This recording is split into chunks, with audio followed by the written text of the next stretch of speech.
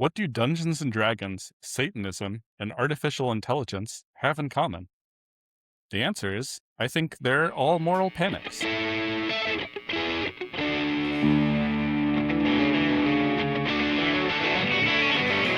Welcome to another episode of Info Hazard. I'm your host, Danny, and with me are my co-hosts, David, and then filling in for Phil is Sam. And we're here to discuss moral panics. What is a moral panic? So basically, a moral panic is when fear and hysteria build on top of each other, and people all start to get super duper worried about something that is not really a big deal. So for example, back in the 80s, people got super worried about Satanism. And they were constantly worried that all the teenagers were super into Satanism. They were sacrificing animals to Satan and stuff like that. Yeah, there was a big push against Dungeons and Dragons, I think, around that time, where it was Yep. like if you had one of the player's handbooks, that was Satan's book. Because the wizards in Dungeons and Dragons are casting magic. So it's basically like you're really casting magic, Mm-hmm. which is against the Bible mostly, except sometimes they do magic and that's okay. But we're not here to talk about magic in the Bible. Anyway, we're here to talk about AI and whether or not it's a moral panic. So what do you guys think? Is the amount of AI hate the right amount? Too much hate or not enough hate? I would say it's a case-by-case basis, but I feel like there's a little bit of irrationality in the fear of everybody's jobs are going to go away and humans won't be making art anymore. They'll just be only doing the jobs that it's cheaper for a human to do than a robot. What's irrational about that? Just you don't think it's going to happen. Is it that you don't think it's going to happen, or you think that if it happens, it's no big deal and people shouldn't be worried about it? Well, I don't think it's going to happen. Right. I think AI can only really copy. I understand how it works is it just copies what everyone else does and like chews it together, spits it out. It's like, here, this is what everybody else does. Like, I think art is always kind of pushed by something new and innovation. Sure, at the lower levels, like it might be able to replicate what an artist can do, but someone with an innovative idea or a really cool take could, I think, is always going to beat AI until, AIs can be creative and innovative. And then I don't know what happens after that. I think that most arguments about like how AI fundamentally can't do this or that, usually you could take the same argument and say it about people and it would make just as much sense. Human brains learn from what we see. We synthesize things that we've seen and in ways that are different than what we've seen. And that's what we call creativity. Yeah, I don't know. I don't think that's a good argument. Now, I'm not saying that, ChatGPT right now is as good as good artists. I mean, there's some things it's very good at and very fast and very cheap, and other things it's total crap at. And that's at art, but I mean, also, more relevant to me, software. Similarly, it's just clearly very good at some things and yet not trustworthy at all. My thoughts on it is like if you were to take TV shows and like through the 90s you had shows like Scrubs, Seinfeld, Simpsons, which are this is the episode, the plot is self-contained in this, and then you get something like The Sopranos, which kind of came out and changed how we thought of how we could tell stories on TV, where it's like whole season long plots, every episode kind of entwines with each other. It's like, wouldn't an AI have just been like, okay, we'll give you more Seinfeld, we'll give you more Friends, Days of Our Lives, like that kind of leap in storytelling where we go from this make the best 22 minutes possible versus we're going to make essentially a 10-hour long movie over a season. That's where I don't see AI as like being able to take that step. Well, but that's not a fundamental limitation of this tech, right? Any more than it's a fundamental limitation of humans, as far as we know. In machine learning, we talk about a model's ability to generalize. And so, right, when you're learning from watching the Seinfeld and The Simpsons and reading books and series of books where stories go over long periods, and living your life where stories play out over long periods, and then you synthesize these things into sort of new form factors like the novel or the YouTube short. No human really knows in full detail how the cognitive science works to really confidently and clearly claim that that's all that humans are doing, is generalizing off of their own experiences also. I think most people in the area basically think that that's what people are doing. And so, yeah, I don't think that that's fundamentally out of reach for these systems either. Now, I mean, yeah. But also, so even if that is out of reach, there's all the jobs. There's like total elimination of jobs, and then there's just millions of jobs, right? I don't know how long it took for all the farm workers to move to the cities during the Industrial Revolution, but if in 5 years, 90% of software engineers and 90% of call center workers and 90% of commercial drivers are all out of work, that's something to be afraid of. There should be social consequences for that. If the government doesn't do anything to take care of those people, they'll be angry. Yeah, so that's also kind of what I wanted to talk about is ultimately, I feel like automating away a lot of these jobs is a good thing, right? People don't grow up wanting to be truck drivers. People definitely want to be truck drivers, like little boys. All right, but no, certainly not like everybody who is driving a truck wants to be doing it, right? Sure. So ultimately, the world would be a better place if they like didn't have to do stuff they don't want to. Some stuff still has to get done, so we need, robots to do it if people aren't going to do it. Right, just clearly a question of how does society divvy up resources, and the way that we do it right now isn't going to reallocate at all. That it's just that the employers will keep more of the money, and lots of people will be poor and starving or dependent on social safety nets that are underfunded and being cut. These trends are like already underway, right? Like all of this has been happening for quite a while, right? Like productivity has been going up and up and up every decade. That's right. There's lots of things that are troubling, and some of them are clear and present, and some of them are fairly speculative.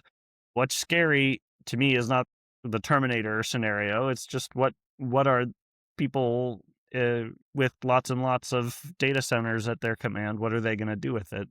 Data centers and politicians under their command. So yeah, what they're going to do is hoard more money. It's a tool, but it's interesting how the fear of this stuff is also being used to attack workers also, right? Because people think that their job is automatable or going to be automated, then they'll be willing to take a lower salary, right? Or they won't leave their current job. They won't think that they could get another job. And so it's a little bit of an anti-labor, it's a convenient fiction to say that today, we're laying off half of our workforce because of AI. It's great for bosses to say that because it just sort of terrifies their employees. So the AI fiction is definitely part of the current class battle. I mean, there's definitely a lot of problems with AI, right? Meta trained their AI by torrenting 80 terabytes of books illegally and then feeding those into their AI. I saw a report that Mark Zuckerberg personally authorized that. So these companies are going after the little guy for violating copyrights and intellectual property, and then as soon as they can make a buck off it, they're totally fine to do it, right? Like that's super shady and unethical. And wasn't part of their punishment that they had to buy a license for each book, or did it get settled out? It's still going through the courts as far as I have seen. And yeah, I do think there is something to worry about with replacing jobs, but the way I see that, the way to fix that is to fix society rather than just knee-jerk, let's not automate anymore. Right? Because so then do you follow that only AI is bad for getting rid of people's jobs, or do we stop other automation and stuff like that, right? Or as a society now, we're like the Amish, this is the right amount of technology here that we've developed in, 2019, right before AI got taken off. I kind of get it. If you have an AI and it can replace your 100 software engineers, cut it down to 10. We have a similar thing in the shipping industry, which is automated cranes and ports. And there's a big push in Europe, and they have a lot of automation. In Asia, the labor's so cheap, so automation is too expensive. They can just do everything over there normally. And then in the US, there's been pushes to automate our cranes because they're just more productive. They work all the time. And there's been a big pushback because it's like those are well-paying jobs. And if they go away, there's no replacing them. Like those guys, there's not a retraining where it's like, okay, you'll make $200,000 a year doing this. It's like, if that goes away, it's like, all right, well, learn a new skill, reskill up, and there isn't anything for that. So, like, I think with some automation, it's like if you had a phase-in period with it, it wouldn't hurt as much, and if you could just delay it a little bit. Yeah. So, Danny, the problem is we have no leadership in this country, right? Our leaders on both sides are absolutely pathetic.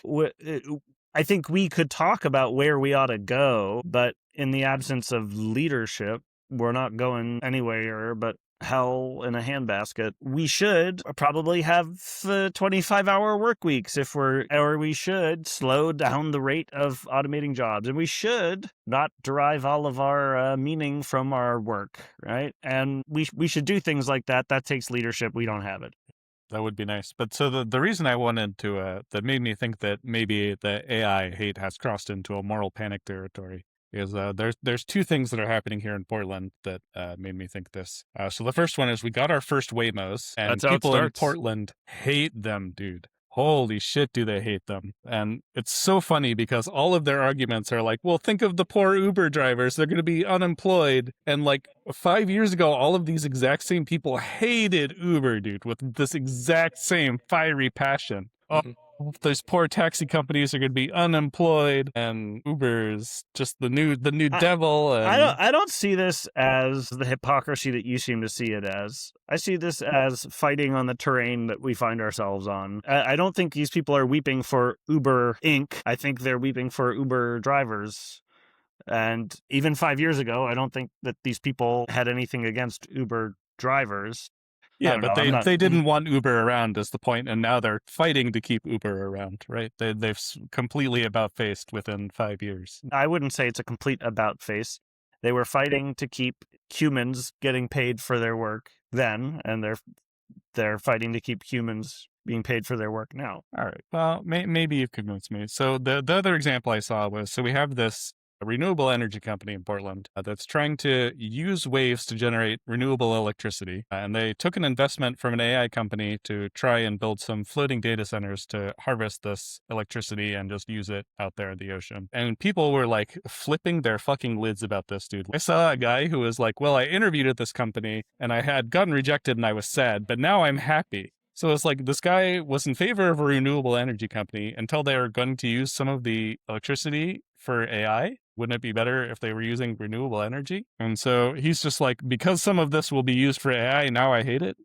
That's going too far on the anti-AI train. I mean, that's kind of a push for the AI data centers, is that they provide their own energy, they source the own stuff they need. That's a major complaint against them, is a lot of them are just plopping down on the grid, and then they're just raising the utility prices of the people that are there. And they don't really contribute to the economy. So I would say that's a little bit of hystericalness to like, okay, this is an AI company that's trying to offset some of the cost in some way. Yeah, I feel like it's pretty hard to justify that position. It's like, on the one hand, the argument that, okay, if we don't do it, someone else will, is not a great argument for doing immoral things. But generating renewable electricity is not really an immoral thing, right? Well, right. No, it's not. The immoral thing in this scenario is powering an AI data center, right? If you think that the net impact of that is negative, then I think that's pretty weak. That's pretty weak. Okay, some guy on the internet was hysterical, Danny. Yeah, exactly, dude. Well, So- okay, I just want to point out that we're doing real journalism right now. Have you seen CNN and BBC? Half the articles these days are some people on Twitter said this when President Trump did this. So we're just following in the footsteps of the greats, dude. Man, I couldn't stand that. The first time I saw that on CNN, I was like, what the hell is this? Like, how is this news? Now they've moved on to Kalshi, though, right? So that's the non-news that that they treat as news. Some journalist news sources, Reddit, you're like, all right, I got questions about this article.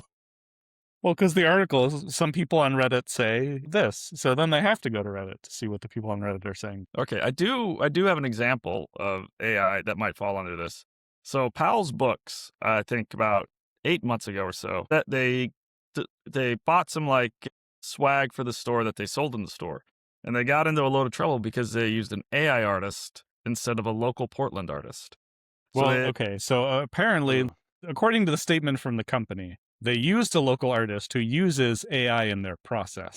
But I heard, now this might not be a verifiable source, but that the art that was the swag that was being sold, people kept buying the AI art instead of the other like swag they had by actual artists. I just want people to take it case by case and see if it seems useful and ethical. Like Waymo, for example, I've seen the company says that they are 80% safer than a human driver, right? So the US in 2024 had 40,000 traffic deaths, which means if you reduce that by 80%, you're saving 32,000 lives a year, which is like 10 9/11s every single year that you're preventing, dude.